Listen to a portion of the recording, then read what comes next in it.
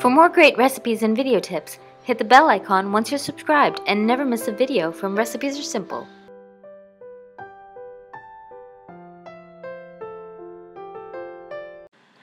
Hi guys, today we're making butter paneer, also known as paneer makhani or even paneer butter masala. You can increase or decrease the thickness of the gravy according to your liking. You're going to really love this dish for its super duper flavor as well as its simplicity and ease to make. All you need to know is how to make it, so let's go.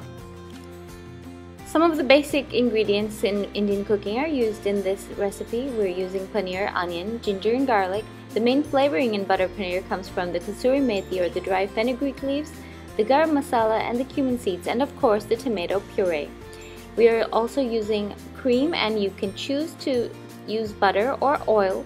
So I've got my non-stick pan on to heat and I added 2.5 tablespoons of oil. If you're adding butter, make sure that you add a little amount of oil so that the butter does not burn. Once the oil is hot, you need to add a half a teaspoon of cumin seeds and allow them to pop. To this, we're going to add 1 medium-sized red onion that has been finely chopped. Saute this till it becomes soft and slightly changed in color, but not brown.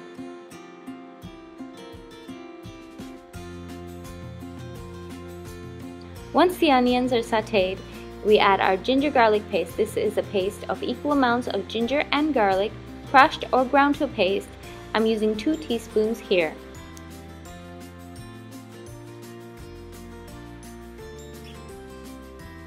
Saute this till the raw smell of the ginger and garlic is gone.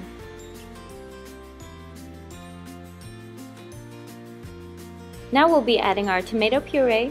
We're adding 1.5 cups or slightly more of tomato puree. I like a thicker gravy, so you can adjust this to your liking. Now you want to stir this well on medium heat. We want the oil to separate and the gravy to reduce substantially. Now, even if you want a loose gravy, initially you want to reduce this to get the correct flavor. So I like to cover the tomato puree while it's cooking because it tends to splatter all over the place if you don't.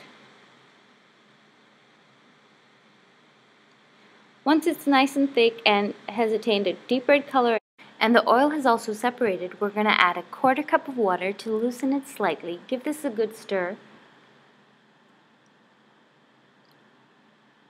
And as it comes back to a simmer, we're going to add our garam masala. Now we want to add 1.5 teaspoons approximately of North Indian style garam masala or Punjabi garam masala. I do have a recipe for North Indian garam masala on my channel if you like to make it homemade. You can always add just 1 teaspoon of garam masala first, and then later after tasting you can add more. We are also going to add 1/2 teaspoon of Kashmiri red chili powder. That's the deep red color chili powder, which is not too spicy. And we're adding 1 to 1.5 teaspoons of kasuri methi, which is dried fenugreek leaves, available at all your Indian stores.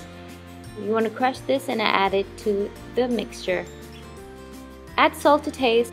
You don't want to add too much salt because tomato puree often has an amount of salt incorporated in it, so use this to your own discretion. Now we're going to add the paneer. I'm adding 400 grams of fresh paneer that has been cut into these cubes or rectangular sized pieces. You want to stir them gently so that they are coated nicely with the masala.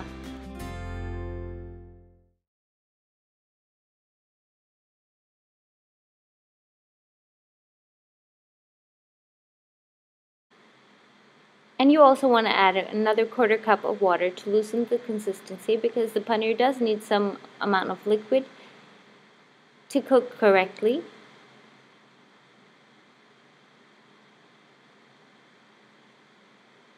As always, if you had added more tomato puree at the beginning, you would have a looser gravy. This is according to personal preference.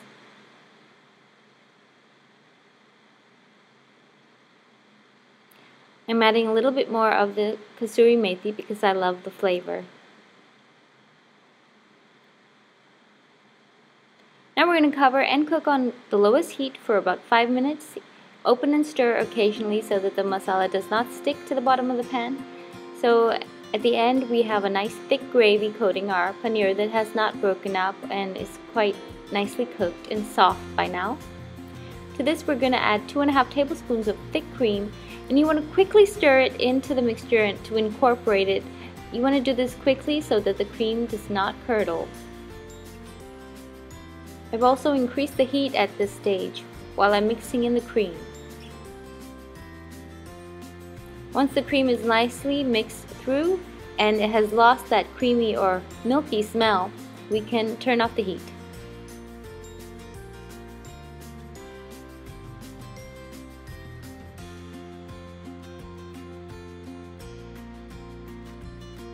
It smells really good from the kasuri methi, the garam masala.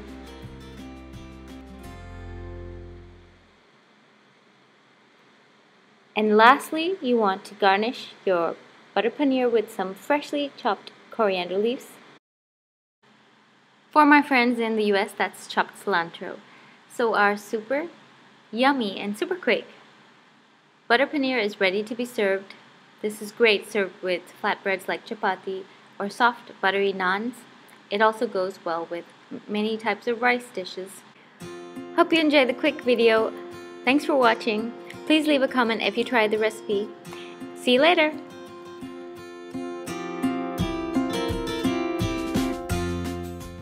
If you like my videos and recipes, please don't forget to subscribe, like, and leave a comment.